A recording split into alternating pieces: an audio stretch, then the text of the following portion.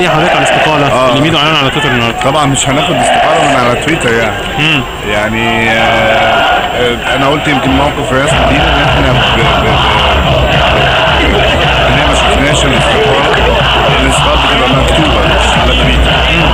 طبعا هو موقف احنا مقدرين ان هو عنده عليه ضغوط عصبية وبتاع للفوز، عايز يكسب وبتاع وزعلان يعني.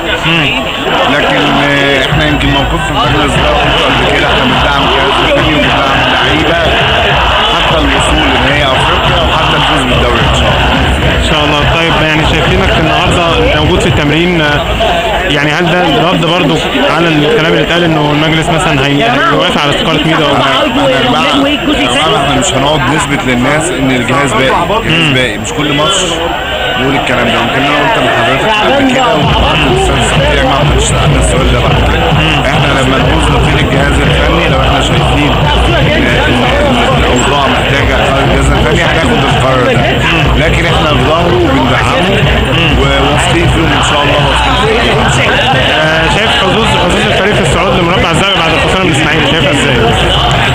لا ان شاء الله هنصعد باذن الله. يمكن زي ما انا قلت قبل كده مش ممكن اتحاد الكوره عامل لائحه بيطبقها على الزمالك بس، يا اما تلغيها على كل الانديه يا اما تطبقها على كل الانديه.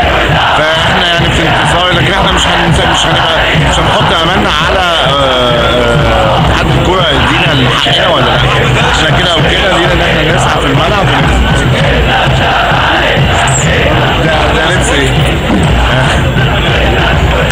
طيب يعني اخيرا اخر حاجه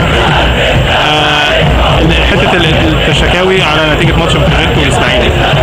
يعني بص بصرف النظر عن الدخول في التفاصيل دي، الاداره هي بتاخد القرار المناسب تجاه حقوق النادي، واحنا مش هنسيب حق النادي عمال دون الدخول في التفاصيل. احنا في انتظار قرار اتحاد الكوره الخاصه بماتش بتروجيت، وهي مش ممكن انت يا اما تطبق على كل الفرق اللائحه يا اما يعني تلغي اللائحه بس. بنشكرك بالتوفيق ان شاء الله.